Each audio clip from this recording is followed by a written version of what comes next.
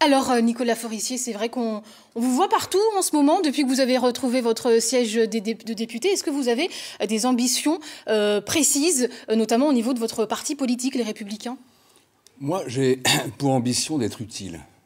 Mon pays passe avant mon parti et j'ai envie de travailler avec tous les parlementaires qui le veulent bien, évidemment avec ma famille politique, à essayer de proposer des solutions, à construire un socle de projets pour la France, parce que je pense qu'on a besoin d'un socle et d'une vision pour la France. Donc je suis plutôt dans une logique où oui, j'ai envie de m'appuyer sur mon expérience politique, sur mon histoire politique que vous avez résumée avec des images qui sont amusantes d'une certaine façon, qui peuvent émouvoir aussi, en tout cas moi.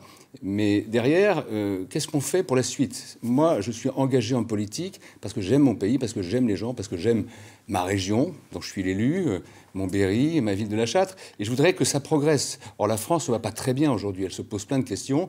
Et donc, la seule chose que j'ai envie de construire, c'est au fond, une contribution à des réponses. Alors justement, parlons du concret, parlons de l'actualité. Aujourd'hui, le Césaire a révélé les résultats de son enquête sur la désertification médicale.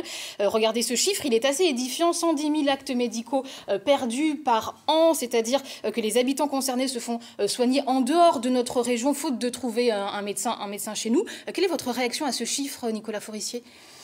Je pense que ça concerne toutes les régions et pas simplement la région centre, y compris dans des zones urbaines. On a des problèmes de désertification. La région centre est la plus touchée par la désertification médicale. Oui, depuis longtemps, mais vous allez dans certains arrondissements de Paris, on a aussi des problèmes maintenant pour trouver des médecins généralistes.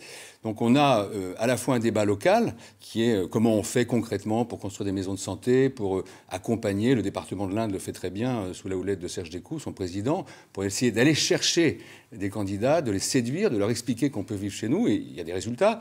Mais je crois qu'il faudra aussi prendre des mesures sur le plan national. Moi, je suis convaincu, et d'ailleurs j'observe que de plus en plus de médecins le pensent aussi, je suis convaincu qu'il faut prendre des mesures où on demande, d'une certaine façon, aux étudiants de médecine, dont la France a payé une bonne partie des études, eh bien, de s'installer dans un endroit où on a besoin de médecins, oui, au moins pendant 3 ans. C'est une volonté, mais pourtant on a entendu ce lundi des syndicats de médecins qui affirmaient, par exemple, concernant les maternités, la fermeture des maternités, on prenait l'exemple de la maternité du Blanc dans l'Indre que vous connaissez bien, que ces fermetures de maternité étaient nécessaires pour préserver la qualité des soins. Ces deux logiques qui s'affrontent aujourd'hui?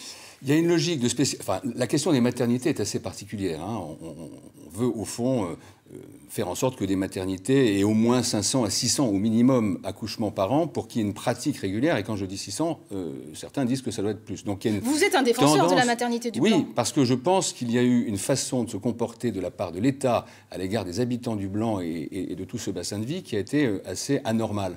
Au fond, on les a menés en bateau, on nous a menés en bateau, et on n'a pas apporté de réponse pendant des mois. Et puis au dernier moment, on nous a expliqué que comme on ne pouvait pas trouver tout de suite de médecins, il fallait fermer. Et il faut la maintenir, cette maternité, au détriment de la qualité des soins? Je pense qu'il faut absolument maintenir un service. Je ne suis pas suffisamment qualifié pour dire si, en termes de qualité des soins, les choses sont possibles.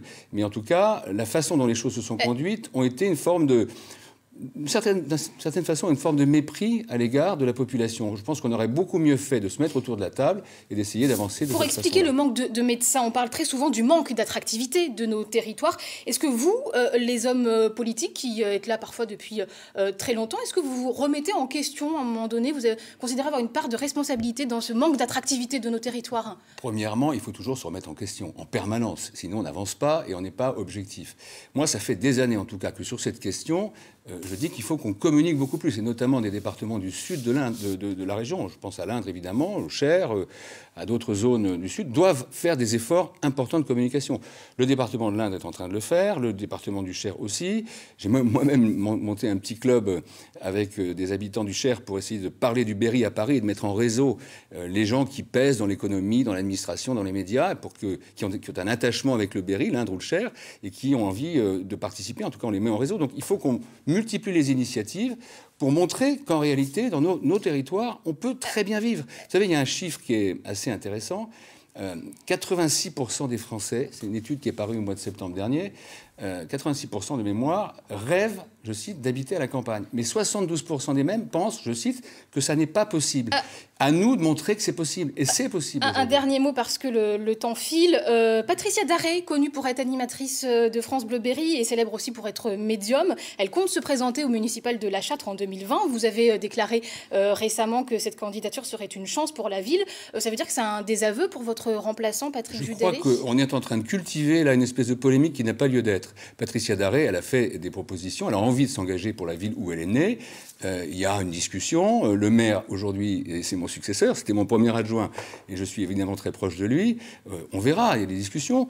Tout dépendra d'abord de la décision du maire sortant. S'il veut se représenter, c'est à lui de se représenter.